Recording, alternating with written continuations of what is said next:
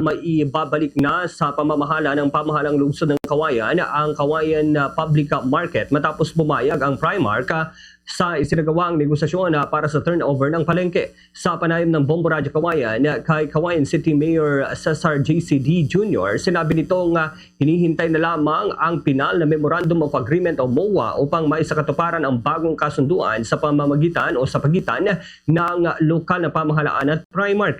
Ayon sa alkalde, mananatili sa Primark ang bahagi ng gusaling kinaroroonan ng mall alinsunod sa umiiral nitong kontrata, habang ang mismong pampublikong palengke ay ibabalik na sa pamamahala ng lokal na pamahalaan. Naasahan ni Mayor D na maisasagawa ang turnover bago matapos ang Hulyo upang pagsapit ng buwan ng Agosto ay ang pamahalaang lungsod na ng Kawayan ang mga ngasiwa sa Kawayan City Public Market.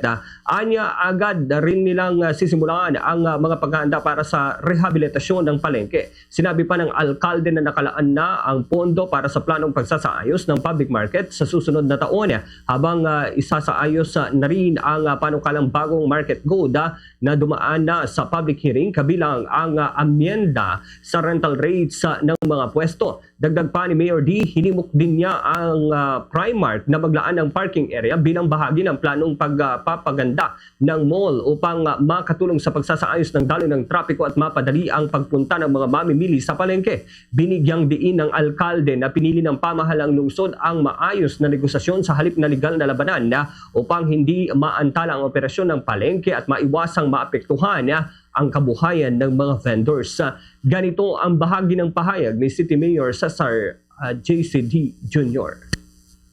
We're discussing about paano hahatiin yung Primark.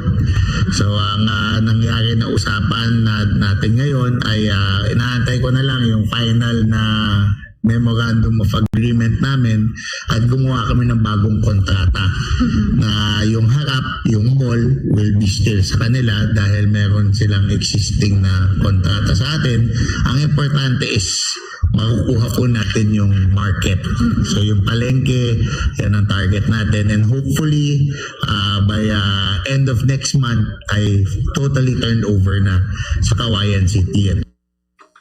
Samantala, ibinahagi rin ni Mayor D ang iba pang proyektong pangkalusugan ng lungsod, kabilang ang planong pagtatayo ng health facility sa Forest Region gamit ang dating SLD Hospital upang mailapit ang serbisyong medikal at libreng gamot sa mga residente sa malalayong barangay.